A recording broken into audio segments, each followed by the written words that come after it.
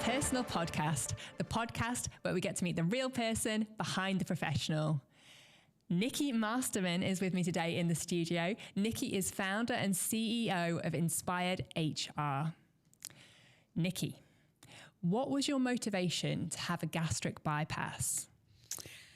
So I'd always carried a fair bit of extra weight throughout my childhood. So teenage years was a size 14. I'm 4'10", so I don't carry an excess weight well.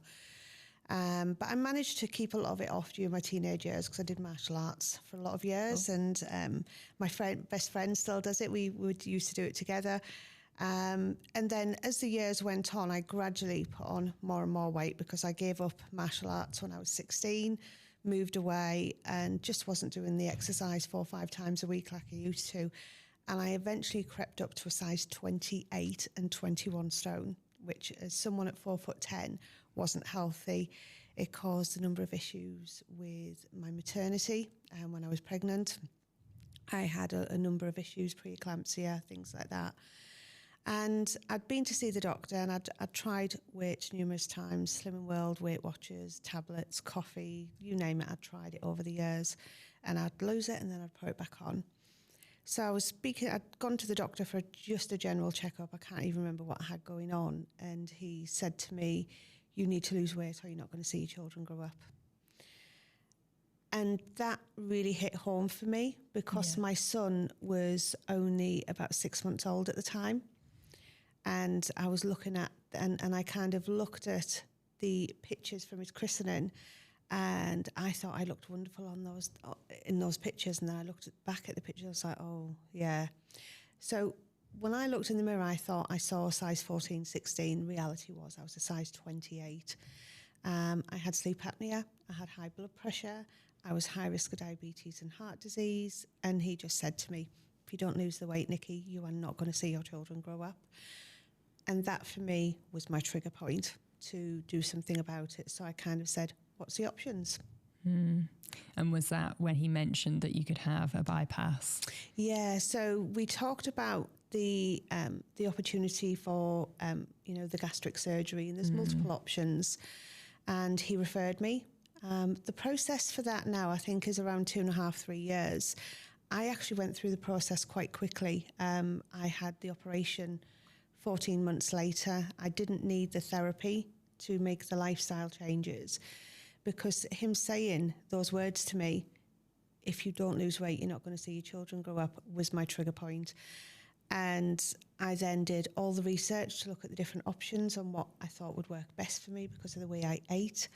I lost the weight and a little bit more that I was asked to lose to show that I could make the lifestyle changes and that I had the mindset. And I just, when I had to focus on something, I go down that rabbit hole and I completely researched it. So he was very impressed and I skipped a number of the processes and had the operation 14 months later. And then 11 months after that, I had lost nearly 10 stone. Wow, my goodness. And why did you feel you needed to have such drastic measures? Why couldn't you have continued with the weight loss kind of organically? I'd kind of spent many, many years, my whole life really, from teenage years, where I would lose it. I would lose 3, 4, 5 stone and then I'd put it all back on again. Okay. So I'd yo-yo dieted for years. So I knew it was never going to stick. Okay. I needed something different. And the bypass is different. It has a side effect that if you eat something that's not good for you, whether that's pastry or you drink alcohol or you eat sugar or anything fat content, you get a symptom called dumping. Okay, it's an awful word, but it's called dumping, where you suddenly, because your stomach is completely disconnected with the bypass, you don't have the same stomach anymore. Whatever you eat or drink goes into your bloodstream a lot quicker. Right. So it's kind of your body's way of going into shock because it's suddenly got this big sugar or fat content that it can't cope with. And you can get, it's like suddenly getting sickness, diarrhea, food poisoning, and you have to learn very quickly after the operation the indicators in your body of when you're about to go into that. And it's your body's way of going, that's rubbish and you can't eat it. Can it be really dangerous?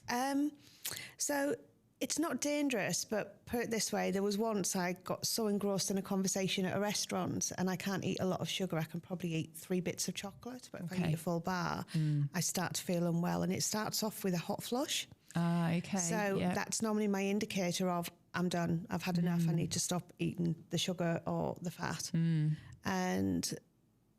And we'd had this dessert platter come out, and there was 6 of us around the table. So there was 6 desserts in the platter, and we were all kind of trying. And I was so busy in the conversation, I tried every single one of them, but I can normally only eat 2 or 3 spoonfuls of dessert, and I didn't pay attention. And then all of a sudden I got really hot, and it hit me, because it's kind of, it's not instant, but it is very quick. And I was like, oh, and I had to rush to the toilet, head down the toilet for 10 minutes, throwing up. And I was like, I come back out, and I was like, I'm really sorry, I have to go home. And when I get it, if I have pushed my luck on my tolerance level, I have to go to bed for an hour or 2. I have to sleep it off. It's really painful. The nausea, the sickness. So the advantage with the bypass for me is it kind of gives you the indicators of you're done, you've had enough, stop what you're eating, it's not good for you. And do you learn to know that, so that you're not kind of always, the only way to stop eating is to be sick? You kind of learn, right, I feel like I'm approaching the level now. Yeah, absolutely. So my first indicator is normally I start to get hot. Okay. And if you stop then, is that enough? Yes. Right. If I stop then, I'm fine. Okay. If I push through it and ignore it, I can be really poorly. Okay. It can still come out of nowhere sometimes. But generally, the first year after a bypass, you tend to learn about your tolerance levels. Okay. So you learn what food you can eat, what food you can't eat, what your tolerance level for chocolate or fat or alcohol is, things like that. And you just learn to recognise it. The way it can go back on. So you do have to learn. It can? Yeah, you can. So I did actually put on nearly 5 stone back on, even though I'd had the bypass. I know people that have put it all back on. Wow. And that was just because I was grazing so intermittently, it wasn't adding up enough to make me poorly. And that was just because I was working too hard. I was doing too many hours in work, and I stopped looking after myself. And it did creep back on, but I'm pleased to say I've lost it again.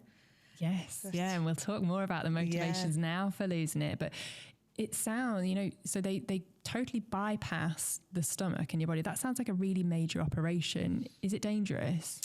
Yes, it can be. Okay. So like any major operation, it was keyhole surgery, but it's still major operation. It carries risks. I do know some people haven't come off the surgery table from it. It's certainly not a decision that should be taken lightly. The benefits of it working for me outweighed what I felt was the risk for me, and that's not for everyone. But it can be dangerous, and it's not just the surgery that can be dangerous, it's the impact it can have on your life afterwards. You do have to make changes. You have to eat higher levels of protein. I have to cut back on white carbs. If I eat white carbs, it's like an intolerance, celiac impact on me, which is awful. I can suddenly become tired and need to sleep, and it just drains me. And I can look literally 6 to 9 months pregnant within minutes of eating white bread, white carbs. So I do eat it, but I learn my tolerance, my moderation. But yes, it is absolutely, it can be dangerous. It's not for everyone, and it's not a decision you take lightly. No, because a lot of people would say, oh, it's an easy option getting a gastric band or a gastric bypass, having surgery for weight loss rather than exercise and diet. What would you say to them? I've heard that phrase quite often, actually, and I would probably say I use the word of, I try to educate them that it's actually not the easy way out. I made a decision that I wanted to see my children grow up. That has never changed. And actually, I now have to watch what I eat for the rest of my life. So if you go on a diet, you can take a weekend off when you're out with your friends. You can take a break when you go on holiday and drink as much as you want and eat as much as you want in all-inclusive. You can go into buffets and gorge. I can't. Going to a buffet is not an option for me. I eat off a small plate.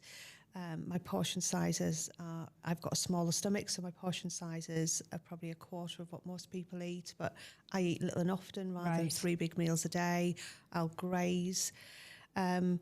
So it's not the easy way out, because I have to watch what I eat for the rest of my life, because I know the impact it has. So if I go to a restaurant, I will avoid certain foods because I don't want to become suddenly ill when I'm out socialising with friends or family. Yeah, absolutely.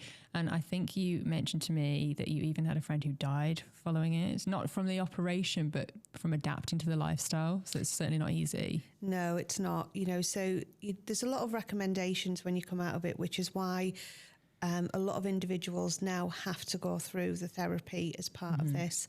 I do worry individuals that go through private surgery for this because they don't get the mental and lifestyle support that you get on the NHS. Okay. I didn't need that. Maybe it's just my character. I didn't need that, but it does help with people move that mindset. So for things like if I eat too quickly, I can feel sick.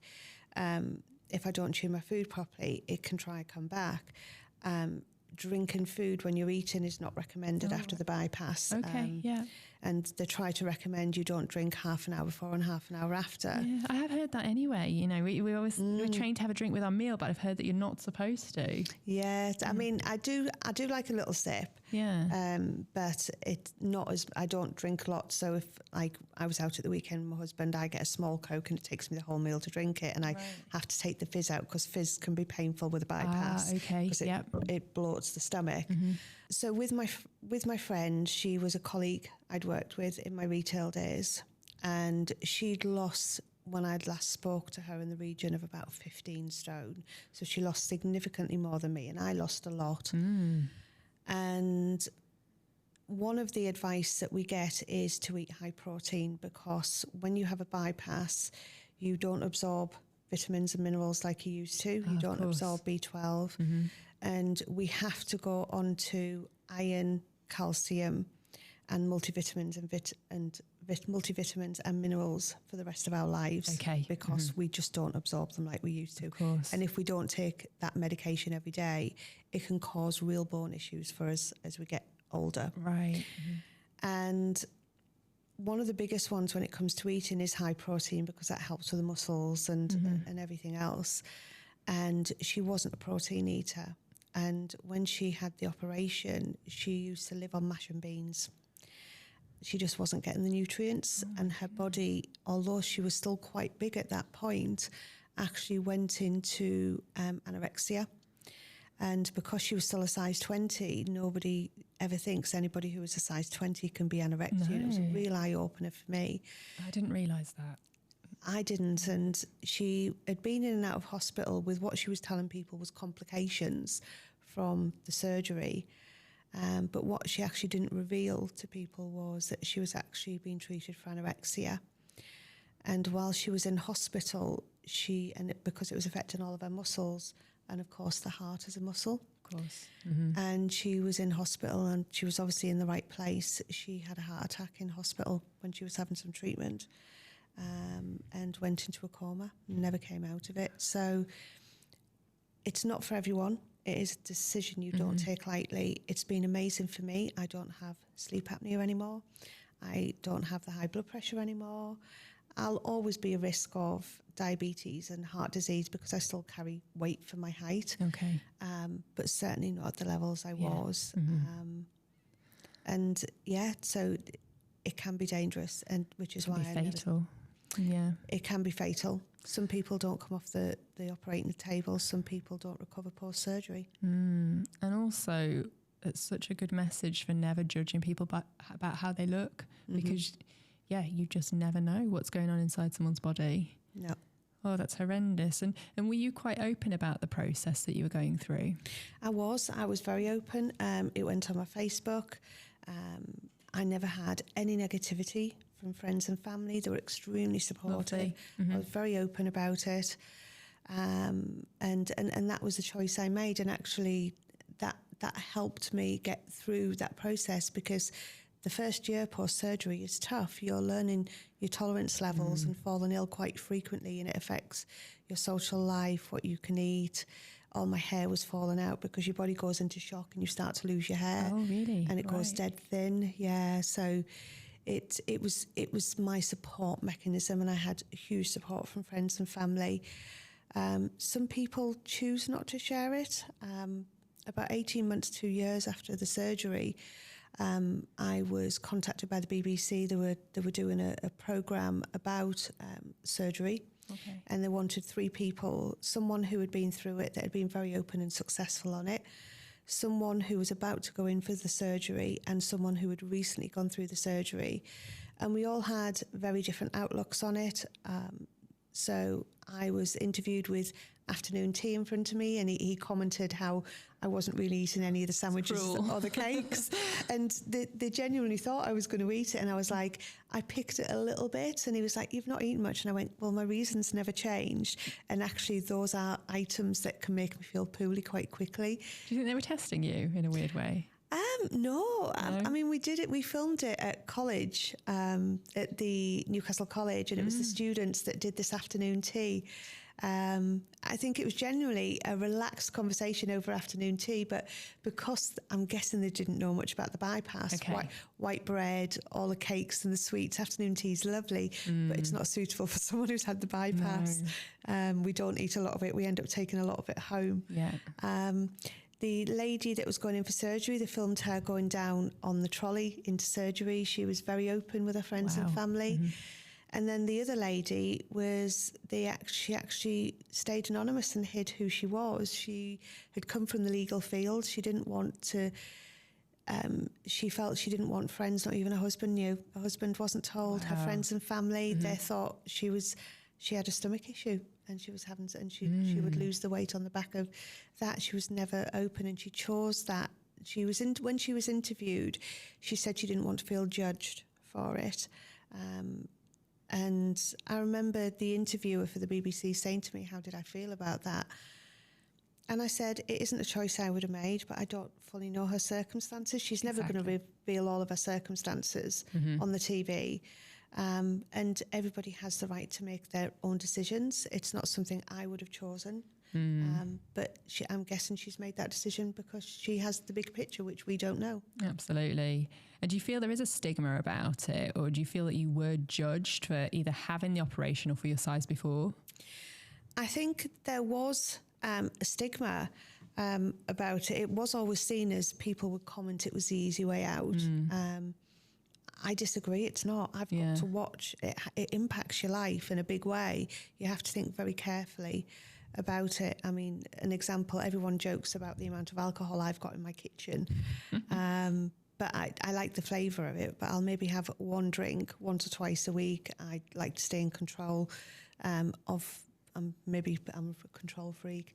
But one glass of wine for me is 3 for someone who hasn't had the surgery. Okay. So if I'm driving, I don't drink at all. But it's more the flavour I like rather than the actual effect of alcohol on me. And do you feel that you were judged when you told people, or were you judged before the operation? You do sometimes get a look. They may not say it, and I'm sure, although everyone was supportive to my face, there may have been people that weren't in private, and I'm okay with that. It was my choice, and it ultimately comes down to my children come first. Nothing's changed. Nothing's changed on that for me. Such clear motivation. Yeah, absolutely. And how did you manage to maintain the weight loss this time? Obviously, you'd had the surgery, but was there anything else supporting you? Yeah, and again, I've been very open with this with anyone. So I had a photo shoot done for my business last August, and I'd crept back into a size 20. And I still looked after myself, and I looked good. I'd had a great photo shoot, but I thought, no, I need to lose the weight again. And I went on the Manjuro or Manjuro injections. And again, it was a personal choice. I did it under medical supervision. I still am on them, so I remain on them now to maintain. And I just think if we have tools out there that work for us, why shouldn't we use them? So I am very open that I went on the injections, and I've lost the 5 stone I regained, and I've gone back to my post-surgery weight loss. Wow. I'd still like to lose another stone. Okay. Just for health reasons. I'm getting a little bit older now, and the achy joints and the menopause impacts everything. But no, the weight loss injections, I think they're actually making gastric surgery. People are opening their eyes. I think I'm starting to see a little bit of a shift in perception. And I do think a lot of people are going on the injections now as an alternative. Rather than surgery. Will the surgery and how many people have it reduced? Possibly. But it's a tool, and if it works for people and it enables them to be around their family, their children's, or have better health, then that's a choice they have the right to make. Yeah, and it is that word better health, because I know there's mixed kind of feelings about them. You know, are they good for your health or are they not? What are the risks that you kind of take? So there's a lot in the press, and the press will always serialise because that's how they sell their papers and they get people to read. Yes. But it's the effects that you get from the injections could be because they're on too high a dose. So if you do take too high a dose, you're not eating at all, and then when you do, you feel sick, you can feel nauseous. I think sometimes when you're not monitoring or you're not managing your levels, people keep going up the different levels and higher amounts, but everybody's different and you reach amounts. So the highest level I think you can get is 15. When I hit 12.5, it was too much. Okay. So I went back down to 7.5. So when I want to lose weight, I'll either be on 5 or 7.5. When I want to maintain, I go to 2.5. Okay. And I take a couple of months break every now and again just to give my body a break. Right. But it's the side effects, like I say, is because your body does lose a lot of weight in one go, same as when I had the bypass, my hair's gone thin again. Right. I've lost a lot of hair. So I'm taking collagen to help with that. Menopause, I'm going through menopause. So again, sometimes you wonder if those symptoms are impacting as well. Yeah, of course. You might never know which is which. No, you can't. You've got loads of things going on at this age. But the symptoms that you get, that they all serialise, can sometimes be because people are on dose that's too high, hence they're not eating and they're feeling nauseous. I see. But the symptoms that you get are actually the same as my bypass. So they're exactly the same as the symptoms I got in the first year, where you learn how much you can eat, what you can eat, knowing your tolerance levels, eating something that isn't great makes you feel sick. So for me, it was no different to what I'd always had with the bypass. So I guess I found it easier than most people. Yeah. Again, people see them as like an easy way out, don't they? I wonder if it's like almost a bit of jealousy, almost, you know, that I've worked really hard to kind of maintain this weight and then you just use an injection. I don't know. I don't know what it is. I think if we have a tool and you're comfortable using it, we use it. It's not for everyone, and I get how people might feel, well, I worked really hard, I've done exercise, I've done the weight loss, and I absolutely acknowledge it's not easy. I've been up and down that route. It didn't work for me. I'm a believer that if something doesn't work for you and there's an alternative out there and you have the medical supervision behind it, you do what feels right for you, because at the end of the day, if I've got a route that enables me to still be around my children and see my grandson grow up, I'm going to take it. Absolutely. If it increases you all the health benefits. And I'd imagine it will help the NHS save a fortune if it can, because there's so many, as you mentioned, medical conditions associated with obesity. There is. So, and do you feel healthier now? Massively healthier. I don't have the achy joints as much as I used to have. That's more menopause now. I don't have sleep apnea. I don't need to wear the mask anymore. That sounds horrific. Can you tell me about that? So when I first met my husband, and he said to me, I always snored really badly. It's been a long-standing joke in the family.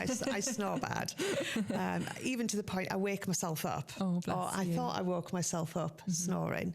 It actually turns out, my husband said to me one morning, he said, "You do realise you stop breathing in your sleep, don't you?" And I was like, "No." That's scary.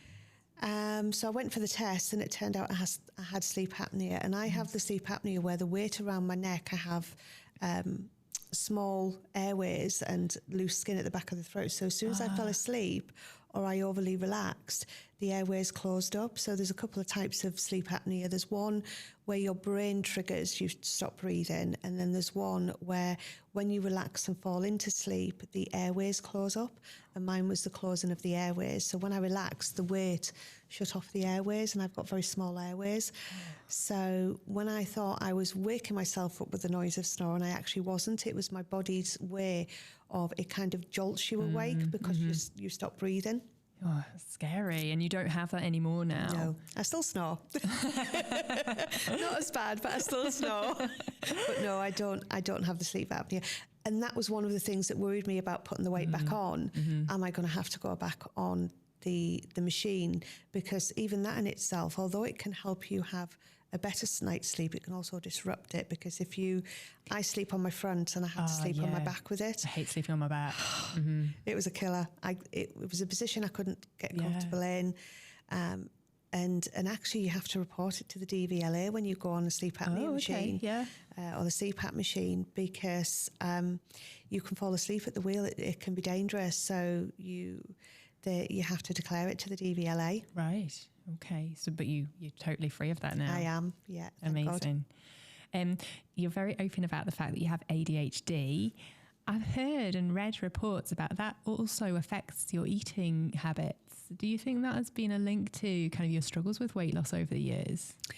I think it has impacted it. I mean, there's a whole host of symptoms, and I guess it comes under that you can end up with an addictive personality when you're ADHD. Yeah. And I have many addictions, shopping being one of them. I've just seen your shoe collection. I know. It's incredible. Yeah, I haven't told my husband how many pairs I bought in the last week. But it was very small. It was very nicely organised, that's what I mean. Yeah, exactly. Yes, nicely organised. Shopaholic is one of my addictions. And I guess the other one is food, which is why the bypass worked for me as the main operation, because I was not only a big meal eater, I was a small eater. And interestingly enough, I've always been a savoury person, but when I had the operation, I became sweet-toothed as well. Interesting. So I have a sweetie collection to match, that's the size of my trainer collection. Have you got photos? Yes. Oh, I have to see those. I'll have to show you some of those photos, but I have literally... I've got cupboards full of sweets and crisps and chocolate. I just can't do that because they all go. Again, I have a kind of addictive personality, and I think if I start eating sweets, I can't stop. So I'm best off just not eating them. No, I mean, they go, but they normally go in the bin because they're out of date. But it takes me a while to let go of them because, again, the hoard inside of ADHD. Yes. But I hate running out of anything. I hate fancying something and not having it. So I shop for England. My team are quite shocked at what I spent. I'm lethal if I go in Costco. Lethal. But yeah, so I have a lot. So I've developed all of that sweet tooth. So I've always got a lot of food. But everyone laughs at me, and I'll show you some pictures and I send them to my team. I'll literally walk in the living room ready to watch a movie because my idea of chilling is in front of the telly. And next to me, I will have multiple packets of sweets, multiple packets of crisps, because I couldn't decide. And I'll probably eat 3 or 4 things and they'll all sit there for days. Wow. So when my cleaner comes round, she has to clear it all the way back away again. Oh, that's so restrained. I just couldn't do that. I'd have to just finish everything. And my husband can, so he's put weight on because he gets what's left on my plate. And if I open a packet of sweets and have a few out, he'll finish the packet off. I can't because if I have too many, I end up really poorly in bed. And it's just not worth it. It's not worth it. It ruins your whole evening or your day. Absolutely. Stories are at the heart of the Personal podcast, and we're so grateful for everyone who comes on and shares them. Stories are also at the heart of a strong PR campaign. And at Harvey and Hugo, we believe that everyone's story deserves a chance to be heard. That's why we're on a mission to give you a voice amplified through the power of story.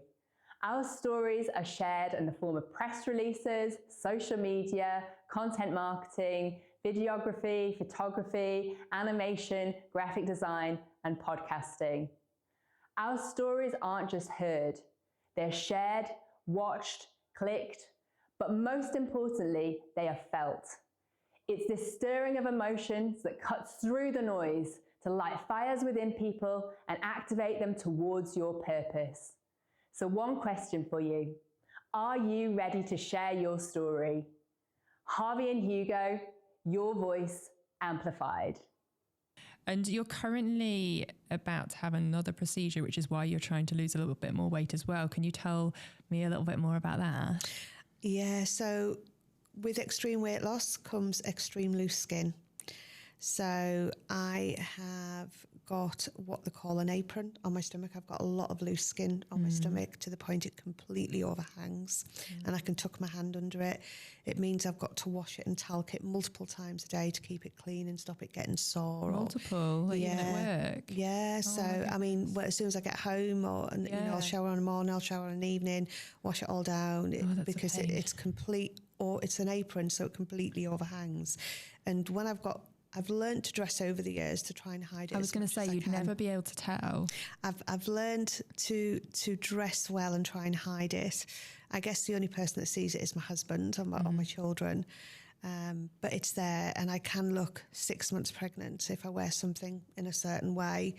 And also, as when I was younger, I've always been big-chested. Been big-chested. I mean, when I was younger, that cleavage was out. That got me noticed. Good for you. People talk to the chest instead of me, and they had to look down anyway. I'm not going to lie. It was, when I was younger, it was great. You liked it. Yes, I did like it, and I was a big girl. I mean, when I was overweight, I was a 44 double G. Wow. So I was a big girl, and where I lost the weight, I lost the fat content in that chest, but I didn't lose the skin. Okay. So what I refer to as spaniel ears. So I dress well and I can hide it, but it means there's certain, padded bras and push-ups and things like that I can't wear, because all it does is wrinkle the skin, and I end up with a chest full of wrinkled skin. So I've learned to dress and know what looks well on me. So yes, I'm planning to have a tummy tuck, and it'll be a full 360, so it'll go all the way around. Wow. And I'm planning to have a boob lift, and I'm going to have them done at the same time. And I'm planning, like anything, down that rabbit hole, super research, the best place to go. And I will be going abroad to Lithuania. That's got one of the best plastic surgery clinics in the world. They have the same standards as the NHS, but they are less than half the price. And private. So NHS won't do it. I'd have to pay a private here. And it's more than double. Medical tourism is massive at the minute, isn't it? It is. I will have to take a family member over with me that's a nurse, just to help me come back. Oh, okay, right. So my husband will stay home with my son. But I've got a couple of relatives that are nurses, so I'll take them with me to help. But where I'm planning to go is brilliant. They have their own flats above the clinic and the surgery, and they have nurses that come in and they really look after you, and then you have to stay just over a week post surgery, and then come home. And recovery, I do a desk job. I'll have a couple of weeks off to rest, and then I'll be back with my laptop on my knee. You'll probably be working still, no matter what. I know. Phones are wonderful things. I know. Wonderful and not so wonderful, both all at once. But 360, I didn't even know that was a thing. That sounds like another massive operation. It's a major operation, because not only do they remove the loose skin at the front, they go all the way around, and then they pull the top and the bottom together. So stitches all the way around. Stitches all the way around, all the way up. Plus up here. As well? Yes, and down below, and the pull up from down below as well. Goodness, wow. So it's a major op. I've done my research. I'm part of a private women's group whereby we monitor, so I'm able to see befores and afters, and the results are fabulous. I won't deny it will make a big difference to my shape, but again, it's health reasons, and they won't do it on the NHS, even though I get the issues with the loose skin. They won't do it. Do the NHS see that as more vanity rather than health? Yes. Yeah, okay. Right. And I know some people can get it done on the NHS, and I know I've had many people say to me, which I would never consider doing, because I'm very ethical, of, turn on the tears and say you're suffering with depression and anxiety and stress, and how it's ruining your life. And I'm like, but it's not. It's causing me, it can become stinky and hot and sweaty. But even with my bypass, the amount of people that said, turn on the tears and say how it's affecting you mentally. And I was like, no. That wasn't for me. No, I respect that. I'm very much an ethical person, so that wasn't the way I was going to do it. Instead, for me, it's save up and I'll pay for it next year. Yeah. My goodness. And your motivation is always health, wanting to see your children for as long as possible. Something that I think anyone who's a parent can relate to. Almost as soon as they're born, something happens in your brain, and it's just like, right. Especially I had my children quite late, so I'm just like, what can I do to preserve longevity? And obviously so much out of your control, but what you can do. Yeah. And of course, I had my daughter at 27. Okay. And I had my son at 40. Wow. Okay. I didn't realise that, actually. That's quite an age gap. 13-year age gap between them. What were the reasons for that? Or was it just choice? So my daughter was from my first marriage. Okay. And then we split up when she was 4. And then I was alone for a number of years. So I kind of lived my single life after my first marriage, because I'd never really had a single life. I'd always been in long-term relationships from the age of 16. And that's a whole other story for a whole other time. Oh, but I want that other time. And then I met my husband, and he didn't have children, and I'd always wanted to. Yeah. And I fell pregnant straight away as soon as I came off my my injection. I used to get the injection. As soon as I came off it, I fell pregnant. That is so lovely. Yeah. And so what is the age gap? 13 My years. maths isn't good. Yeah. 13 years, right. 13 years. And my daughter had her own little boy when she was 20. So she's a wonderful single mother of a little boy with Down syndrome. Grayson, I'm sure many have seen him on my social media. Yeah, I did go and look when you said. He is my absolute Gorgeous. joy. And I've actually got him at the moment. My daughter's in Thailand. Her boyfriend's been living in Australia for 18 months. So they meet halfway in Thailand. So she's gone over to Thailand for 2 weeks. So we've got Grayson. So trying to juggle a little boy who's now coming up for 4.5 and got the strength of a 4.5-year-old. But his development needs is at about the age of 12 months. My goodness, right. But he's an absolute joy. So he's a little boy with Down syndrome, but he's also, we suspect, autistic, just because of some of his traits and sensory issues. Okay. But he is my world. He brings absolute joy. He doesn't stop smiling. So this morning he brought joy to me by, as soon as I brought him down, I put him on the floor in the living room, and he's just learnt to walk. And I have a little dog, half Pomeranian, half Chihuahua, that's all fluff ball, and he likes to touch her tail and then giggles, and she wanders off as if to go, get off me. So I had the early morning giggles from him this morning that just starts off your day. Oh, lovely. My children do that to me as well. But amazing that you're so supportive as well. So you've got Grayson, but you're also working full time. Yeah, double full time. I'd probably. Yeah. I'm a workaholic. It's one of my ADHD traits. That perfectionist workaholic, never stop. I probably average on a good week 60 to 70 hours. During the pandemic, I was doing 100-hour weeks because I was working 7 days a week and was a bit of a national expert on furlough at that point. Of course. But it's what enabled me to do my business. But I love what I do, and my family don't know anything different with me. I have a very, very good, supportive husband. When it comes to the household and childcare, he probably does 70% of it. I probably do 30 because I'm always working. Good. That's good. He's amazing. He's amazing. I love that. And you mentioned actually when Grayson was born, when we were chatting pre-podcast, the doctor mentioned something when he was born that actually helped you reframe a lot of things in your life. It did, yeah. So we didn't know Alicia was pregnant with a child with Down syndrome. She's been on her own. She's an amazing single mother.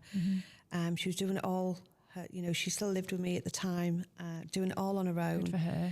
And they'd noticed a complication with the blood flow into the baby, and we'd had numerous scans. And I didn't know this until she developed the complication, but when the blood flow goes through the baby, the placenta does the work and the heart does the work.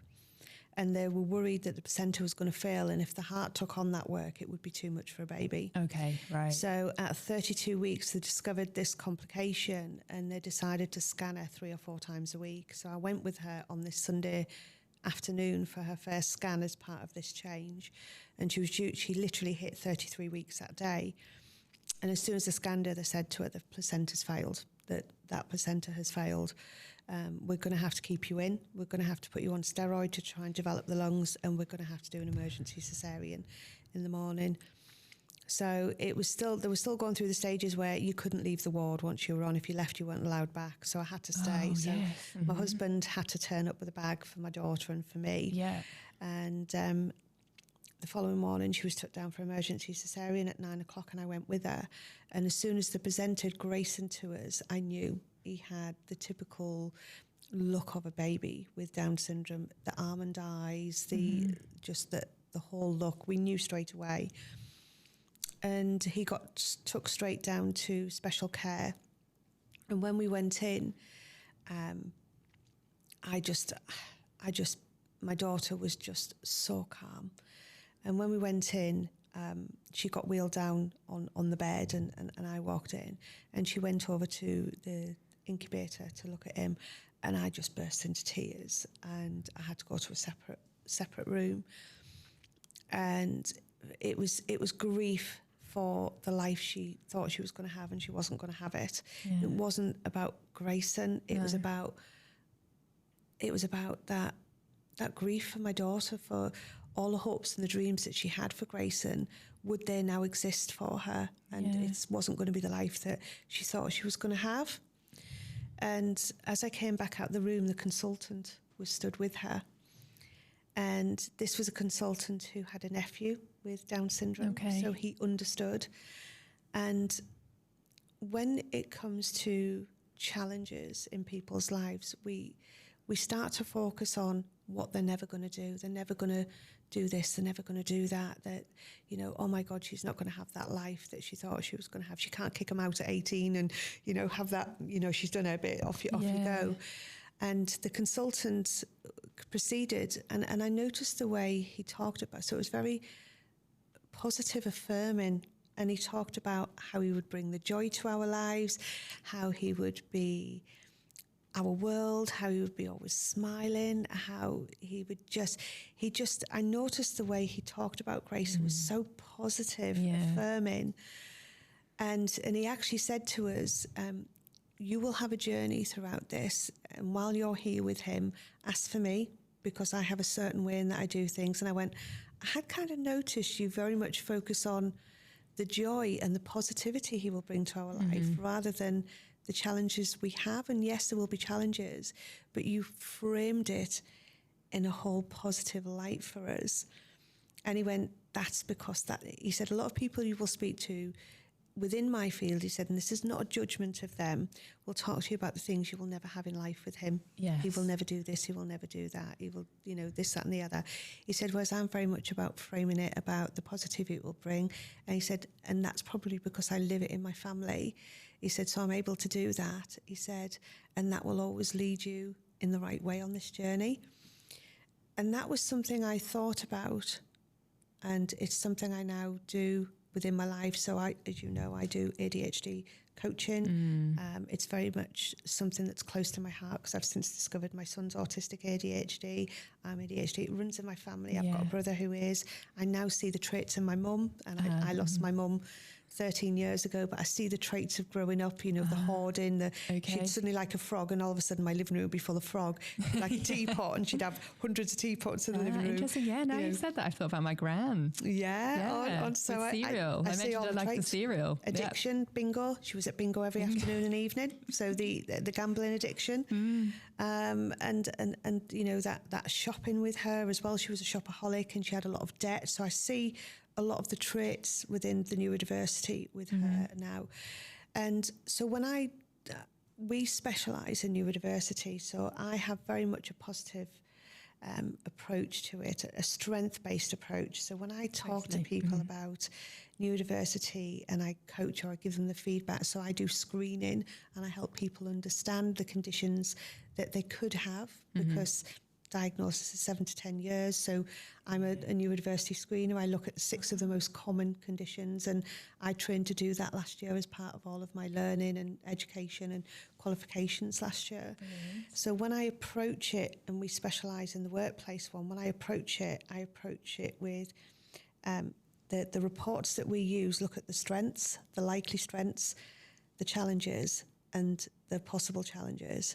And I always start off with the strengths, and I take very much a strength-based approach to the workplace that helps them realise all of the positive things they've got in their hands with this individual that will not only help that individual thrive, but actually help the workplace thrive and grow and succeed as well. Because I've got so many entrepreneurs are neurodiverse, and they don't realise it. I would not have built my incredible business and what I've achieved in my business in the last 9 years if I didn't have ADHD. Oh, totally. Yeah. But it has its challenges, but it's helping people understand what they are and using their strengths to help them battle and balance their challenges. So yes, I will still talk about the challenges, how that presents, the impact it will have on them. But I then also talk about how they can use their strengths to help them with that and try and take a much more positive approach, because honestly, there's some amazing individuals that, neurodiverse individual. We just think differently. Totally agree. And, I know there's different extremes of people face different challenges and different strengths, but a lot of the ADHD people I know, or neurodiverse people I know, they have so many strengths. And when the things that they're good in, they're like exceptional because they've got that focus as well as the talent and the drive. Yeah, and I only found out about myself 3 years ago on the back of one of my clients spotting my son was stimming, which had never heard of at the time. I don't even know what that is. So stimming is so he gets hyper-focused on his iPad. So he really hyper-focuses on his iPad. And there's an excitement that builds, and it can lead to an outburst of words or physical or a shout or a reaction. It's kind of a release, I guess. Okay. And he'd started doing it quite a lot. And it would make you jump out your skin because it was suddenly so... Yeah. And I was like, Thomas, stop it.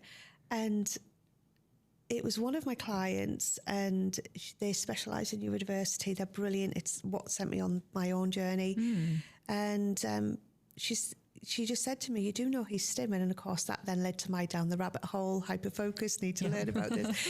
And then as I went through that, I was like, oh, that's me.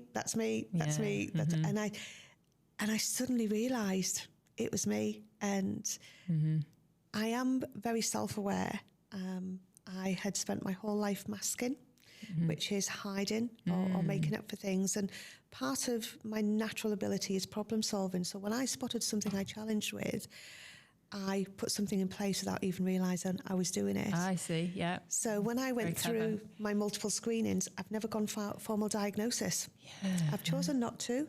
I looked into it. The only thing it would do for me is give me access to medical medication, which I don't want to do. I'm very much a problem solver.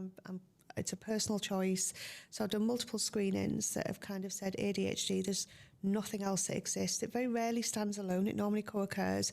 Stands alone with me. With my son, it sits alongside autism. With my niece and nephew, ADHD sits alongside dyslexia for them. But I went on that journey, and I've been on that journey. So I know my strengths. I know my challenges. I knew all of the answers. I've done profiling. I'm a disc profiler for years. So it's a similar but kind of routine, and you answer questions. So I'm very good at knowing myself. I do recognise my biggest issue is I can burn out because of the workaholic perfectionism in me. I can relate to that. And I see the symptoms, I recognise the symptoms. I quite often choose to ignore them, but I am getting better at it this year. Yeah. And because I do my ADHD coaching, I've had to bring in my own coping mechanisms and things in place to help me manage. Now, I'm not physically hyperactive. You'll probably notice I sit very still for someone ADHD. Yeah.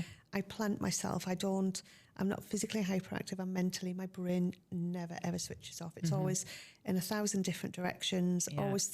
It's why I'm always thinking of spotting gaps in the market around what I do in business. I see, yeah. Always thinking of problem solving. My team and my clients phone me and go, I know you're going to come up with a solution straight away, so I'm phoning you. Yeah. And I do. Oh, total superpowers, I think. That is my superpower, problem solving. But it's resulted in me becoming what I've been referred to by the coach that gave me my feedback around my screening and testing.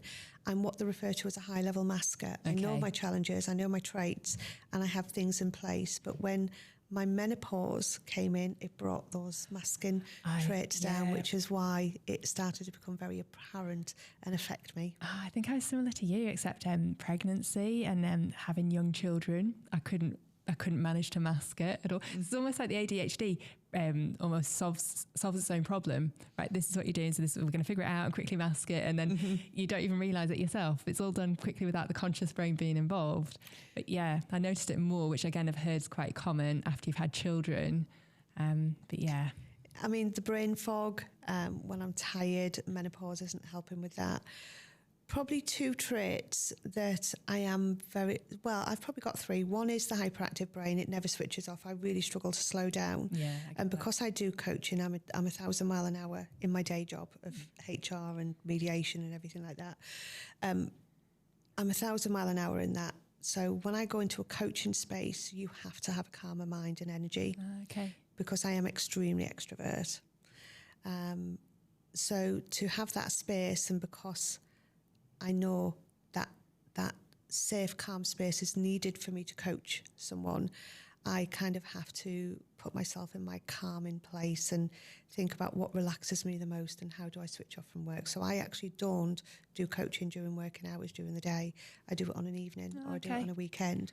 Otherwise, my brain doesn't slow down. As your way of winding down. My brain switches off from client calls and the staff being in. So I go into that space. So the busy brain is one trait, and I always have my phone next to me at night, because if I'll wake up suddenly during the night, I'll brain dump everything into my phone, and then I can go back to sleep. Otherwise, I can't sleep. Oh, totally. Some of my best ideas come to me in the middle of the night. Driving and middle of the night for shower, me. or doing sport. Yeah. Thank God for Siri, because if I'm driving, you can't take a note. So I'll go, hey Siri, take a note, and I'll dictate or start voice recorder, and so it's brilliant. Absolutely. And then my other two traits, and I'm very conscious of them, and it's something that if I don't manage it well, can actually come across really rude to people. Oh, okay. And I spoke about this recently on a post. So interruption is one of my traits I struggle to manage. So, and I have to be really conscious of that in my coaching space. I have to be really conscious. So if I'm talking to somebody at a networking meeting or a business event, and they're telling me all about themselves, there's two traits that I have. One is the need to share a story, because I want to connect and let them know I understand. This is so me. And interrupting. And sorry, and I've interrupted you as you're telling me. They're traits. I get it. So when someone does it to me, I instinctively know it's because they're trying to create that connection.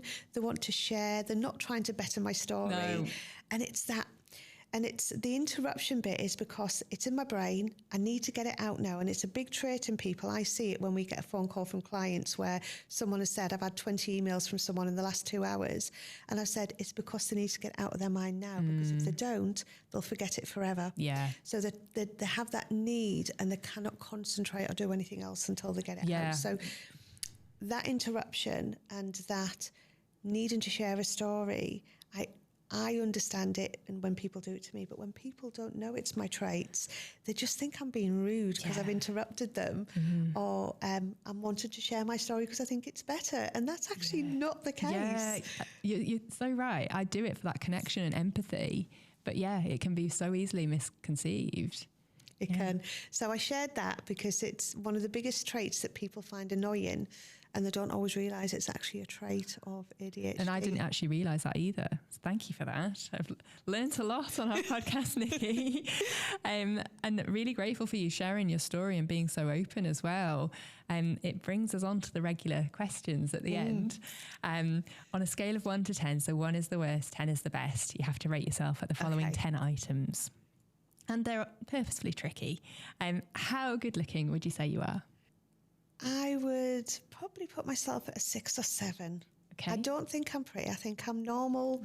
I've never seen myself as pretty. I think I'm okay.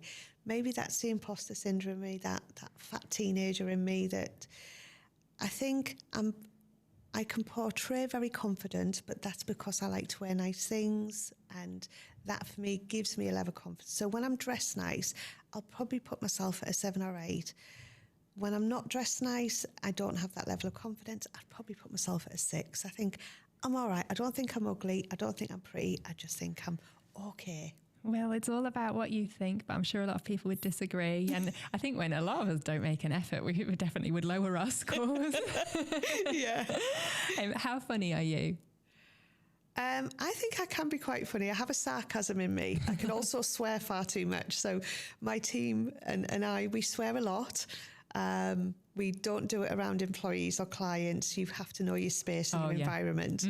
I think I can be quite funny. I can be quite sarcastic. I mean, look, we do HR. It's stressful. Oh, yes. I don't know how you do it. We are very sweary. We have signs that we've been gifted or bought that we would never have on display if a client comes in the office. We have mugs. My team all have mugs. And actually, mine's less sweary than the others. So mine says... I have to be successful because I like expensive shit. That's true. It is true. It is true. Going back to your wardrobe. Yeah. And your sweet cupboard. Yeah, exactly. And then I have a couple of team ones. So I've got a team one that says, I don't sugarcoat shit. I'm not Willy Wonka. So, and we don't. We're known for being very no-nonsense. But I think I can. Don't ask me to tell a joke. I can't remember jokes. But I think I can be quite funny. So I'd probably rate myself a 7 or 8. Brilliant. Are you good at cooking? I make an awesome Sunday dinner and Christmas dinner. I mean, my Yorkshire puddings are ridiculously huge. But that's all I can cook. My husband does most of the cooking. Good. I do very little normally because I'm still working. So he comes home and he sorts my son out, who is a beige eater because of his autism. So he will literally eat margarita pizza, plain pasta, homemade pancakes, turkey dinosaurs, chips. Yeah. I've got one of those. Yeah. So I like to think I'm a good cook. Christmas dinner and Sunday dinner, yes. Anything else, no. And the reason for that is, again, the perfectionist of my ADHD. If I'm going to cook, the cookbook has to come out. It has to be exact measurements. It has to be the right tools. If I don't have the right tools, I get stricken with paralysis of not doing it because it's not going to be perfect. And then if it isn't perfect, I'm then like, oh, that's rubbish. So I avoid cooking because it actually brings more stress than I need. Yeah. I can see that. Singing? I'd like to think I'm an 8 or 9, but when I've heard myself, I'm not. So I am that person. I am that nutter at the traffic lights, singing at the top of my voice in the car to Celine Dion and all my favourite, very strong vocal artists. I think I'm brilliant on karaoke. I love a good karaoke, and I love a bit of Adele. I love it. I've got really strong vocals, but I'm not a good singer. So. In reality, I'm probably a 6, but I was in school choir. So can't be that bad then. No, I'm not bad, but I'm certainly not a proper singer. I could never make a career of it, no. It's when, because I love all the strong female power ballads, and when it's playing in the car and you think you're hitting every note, but then all of a sudden you lose signal and it cuts out and you hear yourself, you're like, oh, goodness. I know. I mean, as you know, on podcasts, I hate listening to my voice. I'm like cringing at my own voice. What is it about our own voice that we just can't hear? I mean, I make myself watch all the podcasts back to learn from it, and I do learn a lot from it, but I hate it. But I do enjoy listening back to the client's stories and obviously checking that everything's okay and good to go. But yeah, I wonder why, because I don't know anyone who likes the sound of their own voice, even though there are some people out there. No, and it's interesting you say that, because I had Alfie Joey's episode was released today for my podcast. And I remember him telling me about how he listened back to himself and he hated himself at the beginning of his radio days. And I do that. And I'm on my second series now. And my first series was very scripted. So I'm not very good with scripted. I have a keyword and I can talk. If I do presenting or on stage talking, I'll have a keyword on a slide or a keyword in front of me because I talk and I know my subject. Yeah. And that's when I'm most confident. And when I first did my podcast, because I was so worried about how I might come across, I had the specific questions. And when I listen back to my first series, I can hear that scripting in the way I'm talking and very serious, and I'm not myself, and it doesn't feel as authentic. So when I've gone to my second one, I was like, don't script it. I just want a keyword and structure. Bit of structure, and it's a lot more natural. And I've noticed it in my speed, the way I talk, my tone of voice. it's a lot more natural me now. Oh, totally. I mean, I still write out a lot of questions because I just have that fear of suddenly my mind going blank and then not even knowing what to ask. So they're there just in case, because, you know, again, that happens. It happens to me. So yeah, that's why I write things out, but it's rare that I follow anything like as per. I can't. It completely throws me. And of course, the advantage of podcasting is you can edit it. Absolutely. I know. Although that said, you know, we rarely do, because I think, especially with this podcast, it's about your personality, and you've heard me, you're speaking to me right now, but I fluff my words up all the time, but I think that's human. And I think that in a way will help identify that we're not AI or bots, you know, which, you know, is going to get even harder to tell as we progress through this journey. Yeah. But brilliant. We digressed a little bit there from the singing one. Alcohol, how good are you at drinking alcohol? And we've just touched on it. People joke I'm an alcoholic, so I'll give you an example of how much alcohol I have got, and I've actually spent this weekend sorting it out. Okay. So the Kallax units, you know, the units that look like where you can put boxes in from IKEA. Yeah. I have 24 sections in one end of my kitchen. It's wall to wall, full of alcohol. I even have a Ninja slushie, but a lot of people buy it for me. I like the flavours.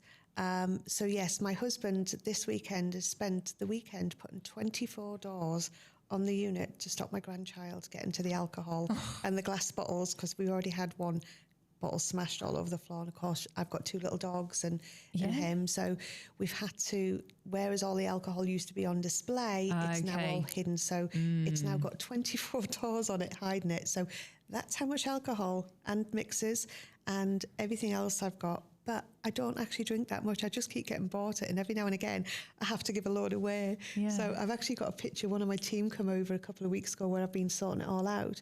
And she literally left with about 60 bottles of alcohol. My goodness, this is another picture I need to see. I'm just envisaging the biggest kitchen in the world with the sweet cupboards, the alcohol stores. I have a second I have a second kitchen utility room. So yes. Although that said, like, we've got a puppy, little Reggie, another border terrier, and we noticed he was pulling the wine bottles out of, you know, there's little wine bottle holders. He was just pulling the bottles out. He could have smashed them. I don't know what he was thinking. He's just a little bit crazy. What are your parenting skills like, Nikki? My husband does 70% of the caring. I do 30%. I think I'm a good parent. I like to lead by example, and that comes from my parents. I've lost both my parents. I lost my dad to asbestosis at 19. Oh my goodness. He was my whole trigger for the life that I have built. And I lost my mum very suddenly to pneumonia overnight 13 years ago. Horrific. As a parent, I think I'm okay. I still compare myself to other parents and think, because I probably don't spend enough time with them, but I've always been a workaholic and worked hard for what I've built. I'm qualified by experience. I've worked my way up hard. I never went the academic route. So everything I've achieved in life, I've done through working hard, doing those extra hours, going over and above and beyond. And I remember working with someone, and she had a shocking relationship with her daughter. And I remember her daughter commenting, it's because her mum was always in work. So I've always had a fear that the workaholic in me would burn me as I got older with my children. But I like to think, but my daughter at the age of 20 started to learn to be a tattoo artist. So having my own business, she came and worked for me for 2 weeks after having Grayson he was 9 months old. She lasted 2 weeks, and I could see her heart wasn't in it. She'd had to give up university and marketing and everything like that. And I said to her, "What's your dream?" She said, "Mum, I want to be a tattoo artist." She's so talented. Wow. And when I look at my business, I set up my business with the plan to hand it over to my children.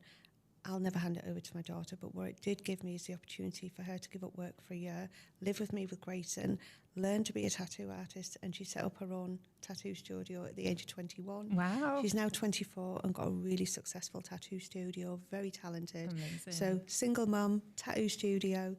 So I used to worry that having a strong work ethic as a parent was going to burn me. What I now realise is actually it's shown my daughter what you can achieve in life, and it's okay to be an entrepreneur and not do the norm 9 till 5, and it's enabled me to do that. So as a mum, I'm a bit of a, what's the word?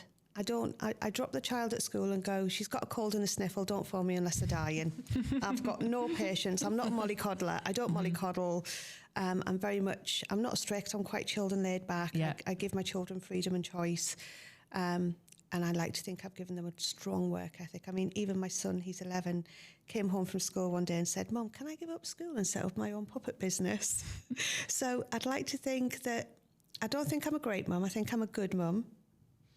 But I'd like to say that I'm instilling a good, strong work ethic, and that you get out of life what you put into it. Absolutely. And that's so important in today's world. I think a really strong work ethic and resilience stand out now. Brilliant. Thanks for your honesty there. How good a friend are you? I'd like to think I'm a 9. I'd never say I'm a 10 because nobody's ever perfect. But I'd probably say I've got 2 scores on that. When I'm present, I'm a 9. I deeply care for my friends. My best friend, Sharon, from high school, we have been friends for 40 years. So she's amazing. And when we're together, it's like we've never been apart. She still lives in Hartlepool. So when I'm present, I'm a 9. I deeply care for my friends. When I'm not present, and it's an ADHD trait, when you're not present, you're forgotten, and you can go weeks or months without speaking to people, I would probably be perceived as a 3 or a 4 because I go off radar when I'm busy. Okay. So when I'm busy, I'm a 3 or 4, but then when I'm there, I'm that best friend, and it's like we've never been apart. Yeah, that makes sense. Intelligence. So this is an interesting one. I have never gone the academic route. I'm qualified by experience, but as you know, I do guest lectures at Durham University on entrepreneurship, HR and employment law. I think I'm actually quite intelligent. I'd probably say I'm an 8 or 9. Brilliant.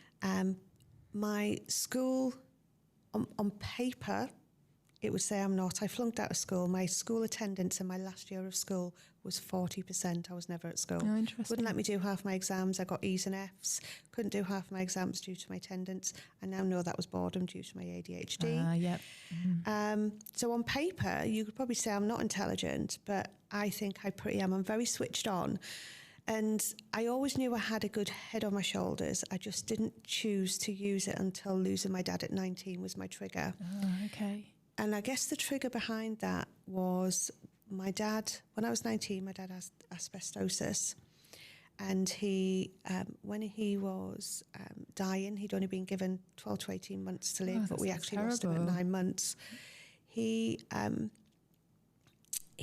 of his dreams was to do the Mensa test. And they actually had to send somebody round to the house to do it because he was too poorly to go do it. They normally do it in colleges, or they did then. Oh, okay. My dad had always dreamed. My dad was super intelligent, engineer. I've lived in Bahrain. I've lived in Iran. I had a really unique childhood. My dad was super intelligent. I always looked up to him. Very, very clever man. And he actually did the test and came top 2% in the UK for his Mensa, and that's when he was dying. I was going to say, when he was really poorly. Wow. So when I lost him, I was sat on a checkout working in Tesco, and I felt like I'd let him down and I could do more with my life. And that was my trigger to do something with my life. I thought, I've got a good head on my shoulders. So my 2 brothers paid me to do my Pitman's typing. And at the age of 19, I became a HR administrator, a manager 6 months later, and continued to work my way up. And I was a personnel manager at 24, continued to work my way up. So my whole career has been built on knowing I had a good head and putting it to use. But the reason I did that was after losing my dad, I felt like I'd let him down. I could do more in my life, and I wanted to prove I took after him. Wow. And that's where my whole career journey and my whole life and what I've built started. So originally it started to prove to my dad, who'd passed away, that I could do more with my life, and I took after him, and I was his daughter. And then when my children come along, it was to provide my children with the life that I wanted to give to them. Yeah, and that's a powerful story. How kind are you? I would put myself at a 10. I think I am very kind. I'm also no nonsense. I think that's kind, though. Yeah, it is. Yeah. I do truth. I do truth. Yeah. I think I'm very kind. And actually, it is one of my ADHD traits. We are what we refer to as rescuers.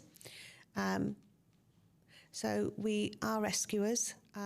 We always want to rescue people, and we're kind, but it can be to our own detriment. So I will put others first over myself, and it hasn't always done me well, whether that's health-wise or business-wise, and putting other people first has been a detriment, and it's one of my traits. So I think I'm a 10, but it does carry its own detriment to me. It's almost like kind to other people. I mean, being so kind to other people means you can't be fully kind to yourself. Yeah. And then if you're not being fully kind to yourself, then long term you can't be kind to other people. Yeah. And my dad was kind when there was a point in my childhood where my dad wasn't working. We'd come back from abroad, couldn't get a job, seen us overqualified. He would give me his last 50 pence and walk all the way into town to sign on during that short period he was not working.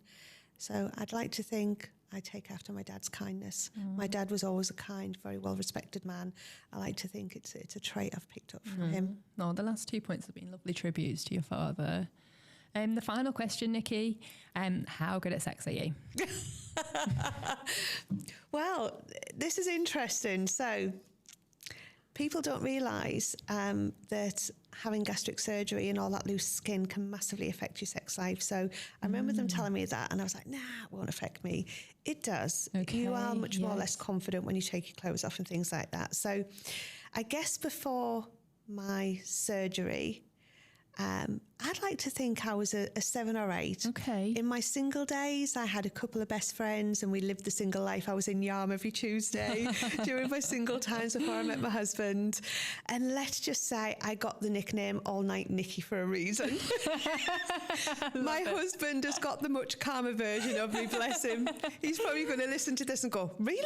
What have you not told me? He might want to meet All Night Nikki. The girls even made me put that on a vest once when we all went out on a hen night. All Night Nikki was on the back of it. Amazing. Well, I think that says it all. Hey, thanks so much, Nikki. You've been fabulous. Thank you.